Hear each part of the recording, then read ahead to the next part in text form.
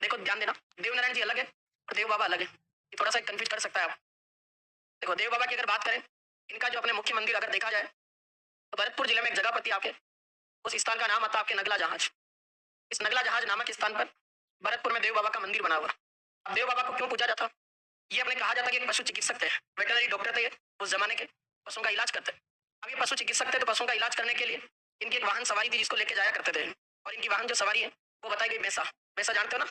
भैंस का पाड़ा, उसको कहते हैं भैंसा। अब आज के जमाने में अगर कोई भैंसे पे बैठ जाए तो भाई साहब रील वायरल हो जाए इंस्टाग्राम पे, है ना? और ये देवता जाया करते थे तो वाहन सवारी पूछे भैंसा हो जाएगी। अब यहाँ आता है कि अगर देव बाबा को आपको राजी करना है, इनको खुश करना है, तो देव बाबा को खुश करने के लिए देव बाबा की आराधना में 7 ग्वालों को भोजन करवाया जाता है। कितने ग्वालों को? 7। ये ध्यान रखना।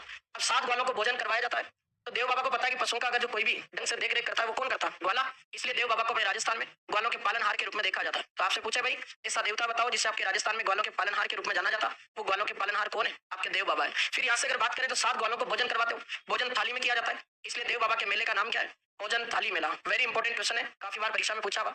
और ध्यान रखना कि भोजन जो थाली मेला है ये आपके 2 जगह बढ़ता है। ध्यान रखना, अपने किताब के अकॉर्डिंग अगर देखा जाए, जीके के प्रश्नों के अकॉर्डिंग, तो कामा इसका आंसर बताया जाता, कामा या डीग। लेकिन कुछ नहीं कहते भाई ये जो मेला है ना वास्तव में बढ़ता ही नगला जहाज में। और ये थोड़ा सा ध्यान रखना, एक विवादित क्वेश्चन है पर सवाल में अपने एक बार पूछा था, उसमें नगला जहाज नहीं देखी, क्या माना था आंसर? कामा डीग। तो इसलिए थोड़ा सा इस पे ध्यान रखना। भोजन थाली मेला साल में 2 बार बढ़ता है। एक तो आपके चैत्र महीने में लगता और ये मेला लगता है एक भाद्रपद में। चैत्र और भाद्रपद महीने के शुक्ल पक्ष में भरेगा। और तारीख पूछे तो तारीख बताई जाती है पंचमी। इस चैत्र और भाद्रपद महीने के शुक्ल पक्ष की पंचमी को किसका मेला बढ़ता? देव बाबा का मेला, जिसका नाम क्या है? भोजन थाली मेला। सवाल आएगा तो ये आएगा भाई, ध्यान रखना। अगला क्वेश्चन है, कहा जाता है कि देव बाबा की डेथ हो गई थी, अब इनकी मृत्यु हो गई। उसकी मृत्यु के बाद भी इन्होंने एक बड़ा चमत्कार बताया। मृत्यु के पश्चात इनकी एक बहन थी और देव बाबा की बहन का नाम बताया जाता, उसका नाम बताया जाता एलारी। कई जगह इस एलारी को एलादी भी लिखा जाता। बात एक ही है, कहते हैं कि इस एलारी या जो एलादी है इसका मायरा पहनना था। अब एक ही भाई था जिसकी डेथ हो गई। मायरा तो जानते हो ना, बात जो अपनी मतलब भांजे की शादी में उसका मामा लेके जाता है ना? जानती हूँ।